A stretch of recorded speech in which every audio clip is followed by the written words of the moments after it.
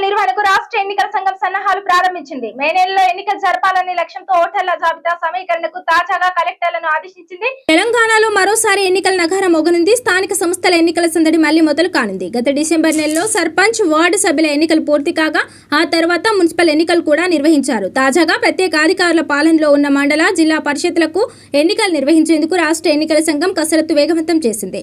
ఇందులో భాగంగా ఓటర్ల జాబితా తయారీకి శుక్రవారం కీలక ఆదేశాలు జారీ అయ్యాయి.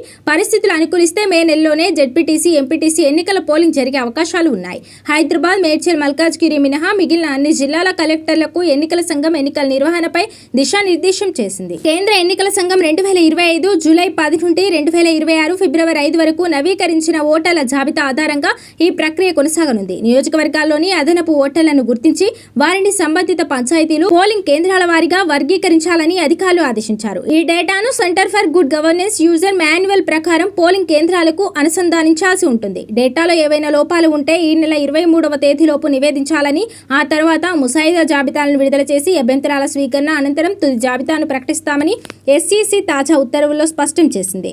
చివరిసారిగా 2019 మే నెలలో 3 దశల్లో ఈ ఎన్నికలు జరిగాయి. గత ఏడాది జూన్తో ప్రజాప్రతినిధుల పదవి కాలం ముగియడంతో ప్రభుత్వం ప్రత్యేకాధికారులను నియమించింది. వాస్తవానికి గత ఏడాది సెప్టెంబర్లోనే ఎన్నికల నోటిఫికేషన్ ఇచ్చినప్పటికీ బీసీ రిజర్వేషన్లపై హైకోర్టులో నెలకొన్న న్యాయపరమైన చిక్కుల వల్ల ప్రక్రియ నిలిచిపోయింది. తాజాగా హైకోర్టు అనుమతితో రిజర్వేషన్ల ఖరారు తర్వాత మే నెలలో ఎన్నికలు నిర్వహించాలని ప్రభుత్వం భావిస్తోంది. అయితే పట్టణీకరణ పెరగడంతో 2019తో పోలిస్తే స్థానాల సంఖ్యలో మార్పులు చోటు చేసుకున్నాయి. పలు గ్రామ పంచాయతీలు పురపాలికల్లో విలీనం కావడంతో ఈసారి 44 ఎంపీటీసీలు, 4 జెడ్పీటీసీలు స్థానాలు ఉన్నాయి. రాష్ట్ర పంచాయతీరాజ్ శాఖ అందించిన నివేదిక ప్రకారం ప్రస్తుతం రాష్ట్రంలో మొత్తం 566 జెడ్పీటీసీ స్థానాలు, 5773 ఎంపీటీసీ స్థానాలు ఉన్నాయి. మేడ్చల్, మల్కాజ్గిరి జిల్లాను పూర్తిగా పట్టణ జిల్లాగా మార్చడంతో జిల్లా పరిషత్ల సంఖ్య 31కి పరిమితమైంది. ఓటర్ల జాబితా ఖరారు కాగానే బ్యాలెట్ బాక్సుల తయారీ, పోలింగ్ కేంద్రాల ఏర్పాటు వంటి పరిపాలనా పరమైన చర్యలు చేపట్టనున్నారు.